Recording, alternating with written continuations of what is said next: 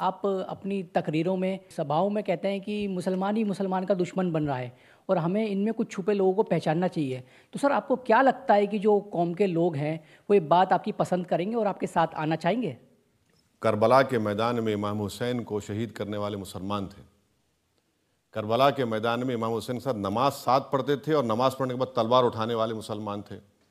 Karbala के मैदान में रसूलुल्लाह सल्लल्लाहु अलैहि वसल्लम की औलाद को शहीद करने वाले मुसलमान थे। टीपू सुल्तान को, सिराजुद्दौला को धोखा देने वाले मुसलमान थे। तो ये एक तारीख रही है मीर जाफ़र, मीर सादिक की, जो आज भी हैं। मैं ये बता रहा था आपको। जैसा हमने अभी देखा, आपको शायरी का कितना शौक है। आपकी तकबीरों में भी हम देखते हैं कि आप अपनी बात को शायरी के थ्रू लोगों तक पहुंचाना चाहते हैं।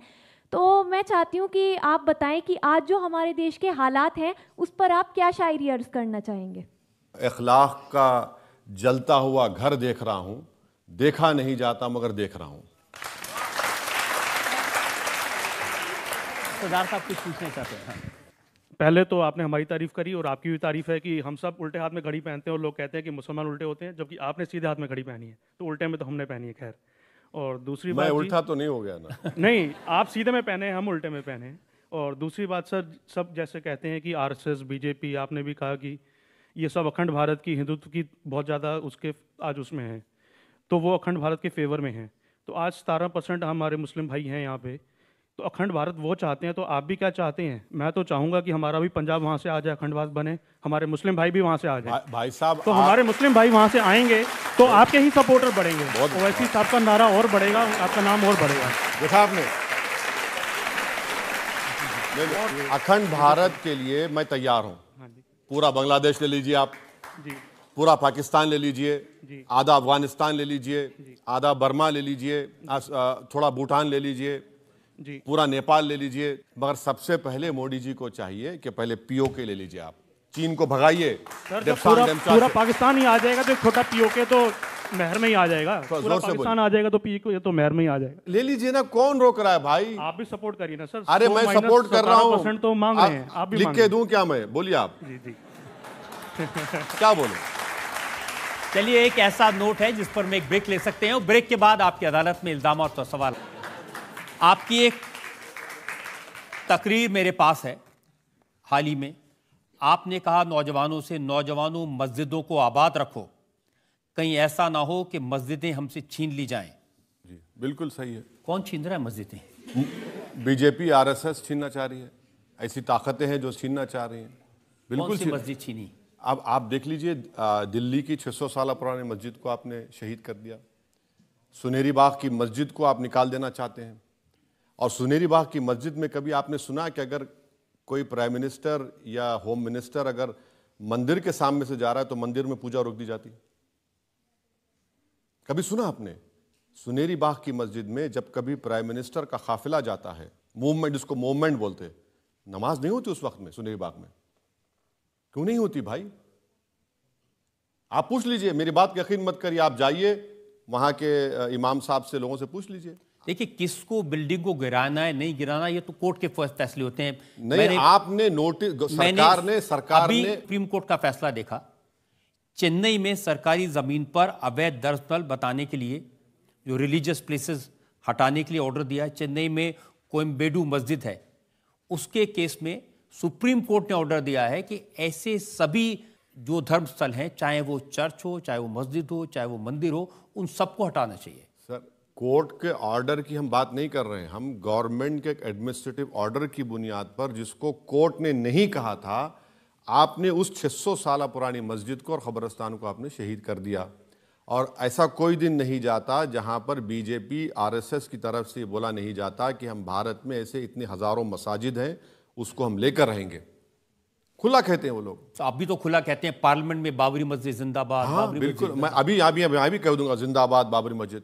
गुनाह क्या है सर? फ्रीडम ऑफ एक्सप्रेशन है मेरा ये। अगर मैं भारत की पार्लियामेंट में नहीं कहूंगा तो कहां कहूंगा? मोदी जी जिंदाबाद बोल सकते तो बाबरी मस्जिद जिंदाबाद बोले, क्या गुनाह है? कोई गुनाह तो नहीं किया। मैं कह रहा हूं कि इस्लामिक धर्म के लिहाज से जिस जगह मस्जिद बन जाती है, वो जब तक दुनिया अल्लाह कायम रहेगा मस्जिद ही रहेगी। आप उसको तोड़ दें या कुछ करें, तो मैंने कहा वो मस्जिद है, मस्जिद रहेगी। इसमें प्रोवोकेशन कहां है? और बाबरी मस्जिद एक केस स्टडी है कि किस तरीके से मस्जिद को छीना जा सकता है, उसको हमको समझना है। हमने एक मस्जिद को खोया है इन तमाम पॉलिटिकल पार्टीज के बातों में आकर। सुप्रीम कोर्ट को जाकर बीजेपी ने कहा था कि हम हाथ नहीं लगाएंगे, और मस्जिद को आपने तोड़ दिया। सुप्रीम कोर्ट अब तक कंटेम्प्ट पिटीशन नहीं सुना, और क्रिमिनल कोर्ट में कोर्ट ने फाइंड किया कि कोई भी कन्विक्ट नहीं हुआ उसमें, कोई कन्विक्ट नहीं हुआ उसमें। और खुद पार्लियामेंट में ये एकनाथ शिंदे के जो पार्टी लीडर हैं वो नरसिम्हा राव की तारीफ में कह रहे थे कि जब बाबरी मस्जिद को तोड़ा जा रहा था तो पीवी नरसिम्हा राव ने कहा कि मैं पूजा कर रहा हूं, मुझे डिस्टर्ब मत करो। उन्होंने कहा, मैंने नहीं कहा ये। आप बताइए फिर क्या है ये? फिर ये देखिए, सुप्रीम कोर्ट का फैसला है और आप कहते हैं कि मक्कारी से बाबरी मस्जिद ले ली।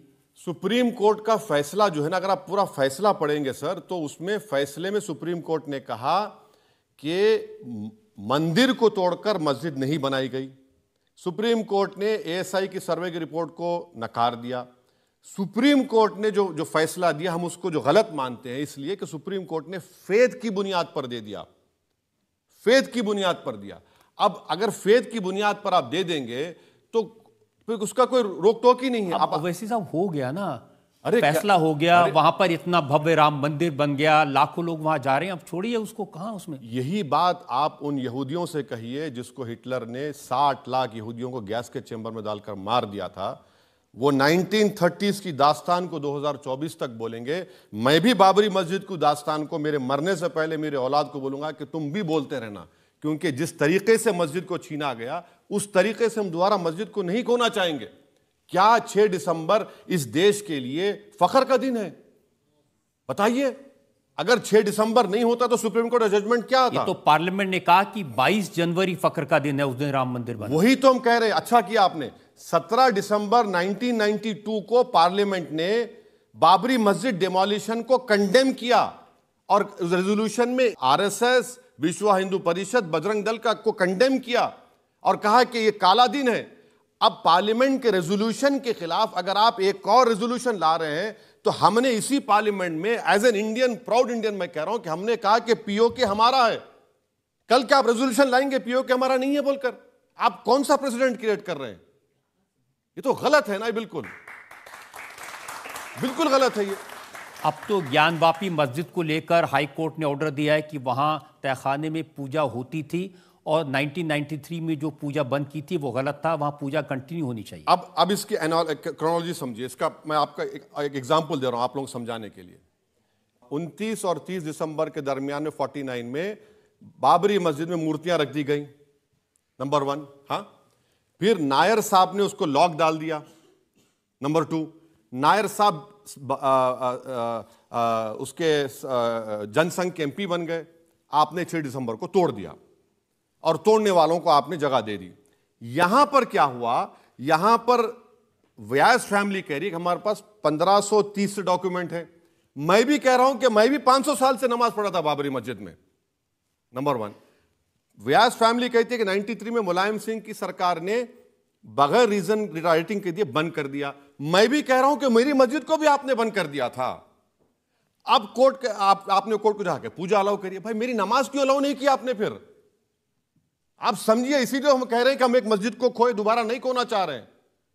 आप इन बातों को समझना चाहिए। अब भाई दूध के जले छाछ को भी फूक फूक कर पिएंगे हम लोग, तो भड़काएंगे आप नौजवान? भड़काएंगे नहीं, सच्चाई को बयान करेंगे। ये जो मैं जो कुछ कह रहा हूं ये फैक्ट है, मैं जो कुछ कह रहा हूं फैक्ट है। अच्छा सर, अब आप चले जाइए, आप ज्ञानवापी पे आ गए, आप चले जाइए मथुरा पे। 1965 में हिंदू और मुसलमानों में एग्रीमेंट हुआ, मुसलमानों ने 8 एकड़ जमीन दे दी। अच्छा, उस एग्रीमेंट पर किसने साइन किया था हिंदुओं की तरफ से? पंडित मदन मोहन मालवीय। क्या पंडित मदन मोहन मालवीय से बड़े हिंदू नरेंद्र मोदी हैं? नहीं है, उन्होंने साइन किया। आप 2023 में बोलते हैं कि नहीं, उनको इख्तियार नहीं था वो जमीन तो देने का, लेने का।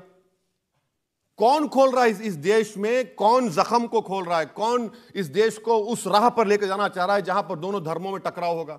विश्व हिंदू परिषद के जो प्रेसिडेंट है आलोक कुमार, उनकी बयान में पढ़ रहा था, वो कह रहे थे कि हम मुसलमानों से हाथ जोड़कर कहते हैं कि अब अयोध्या के बाद में मथुरा और काशी दे दें, उसके बाद हम कोई क्लेम नहीं करेंगे। ये सब बकवास है, ये सब झूठ है।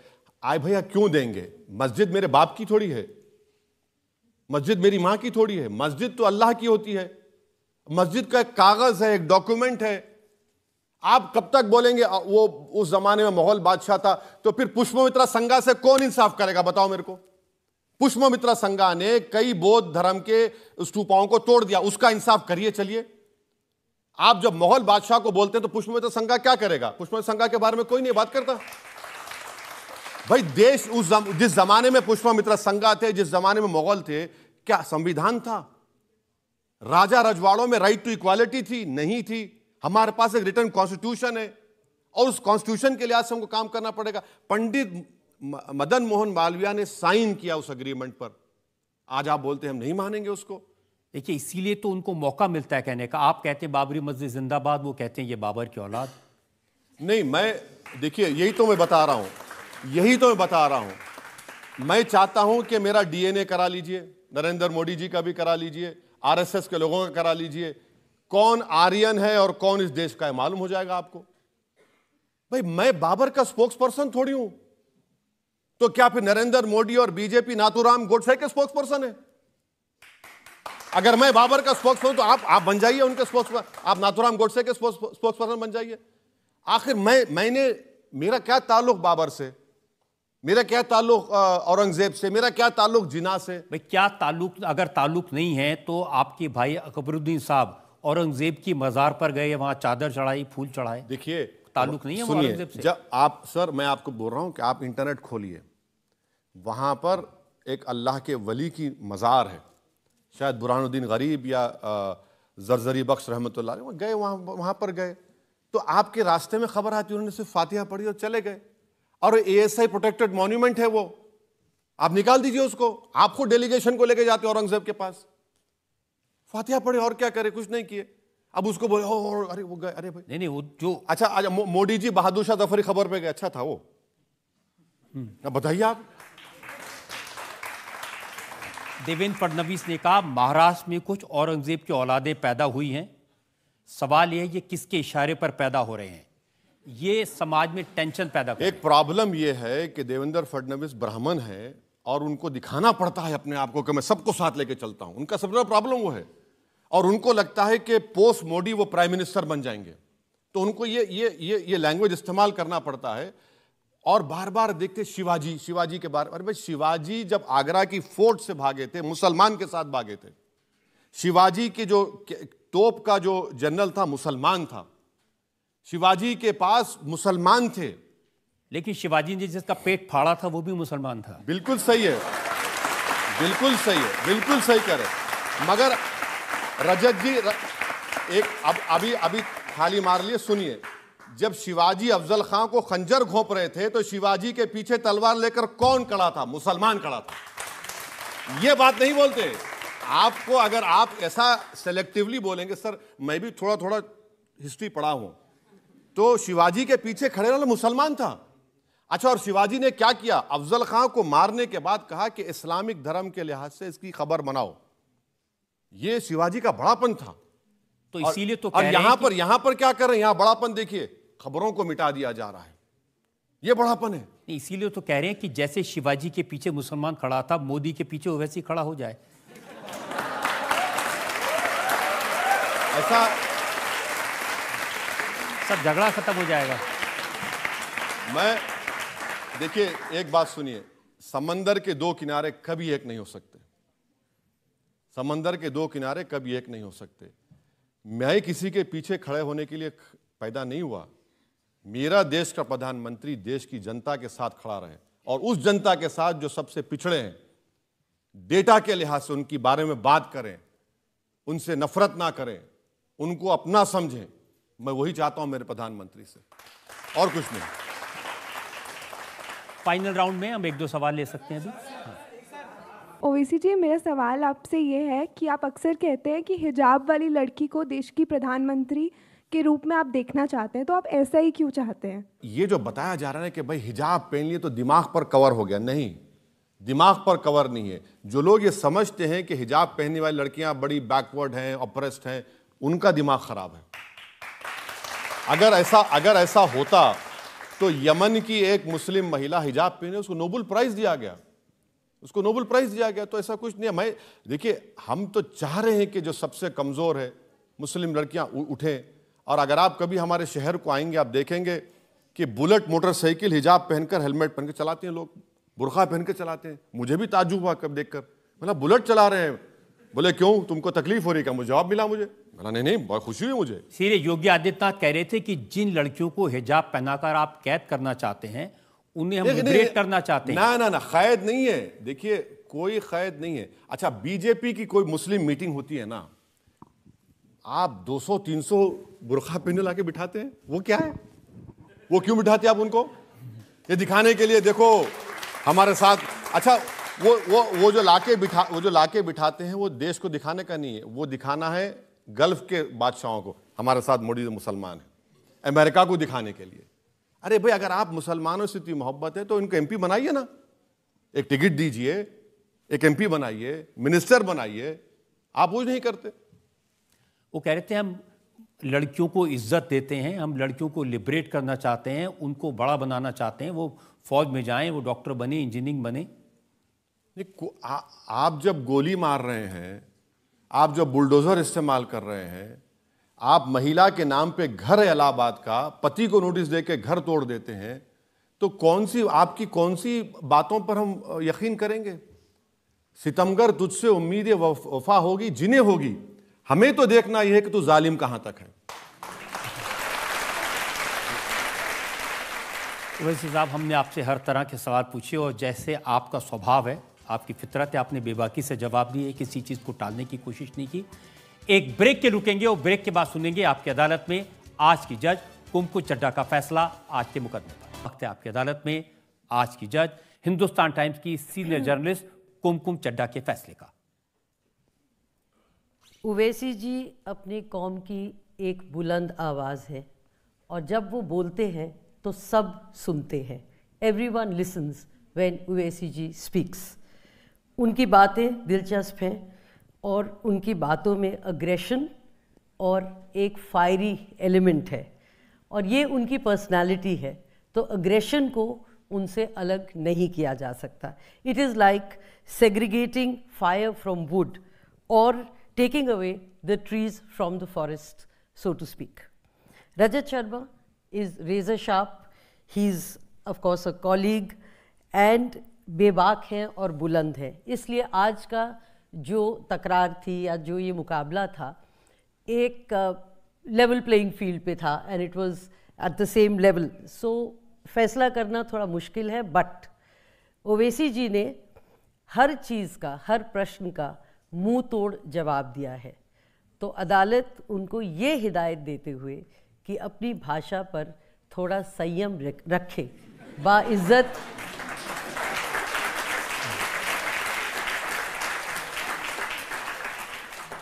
बाइज्जत बरी करती है। इस उम्मीद के साथ, इस यकीन के साथ कि असदुद्दीन ओवैसी इसी तरह से लोगों की सेवा करते रहेंगे, पब्लिक लाइफ में जो ज़रूरी मुद्दे हैं उनको उठाते रहेंगे और बुलंदियों पर पहुंचेंगे। आज का मुकदमा यहीं ख़त्म करते हैं। अगले हफ्ते आपसे मुलाकात होगी एक नई शख्सियत के साथ। तब तक के लिए नमस्कार।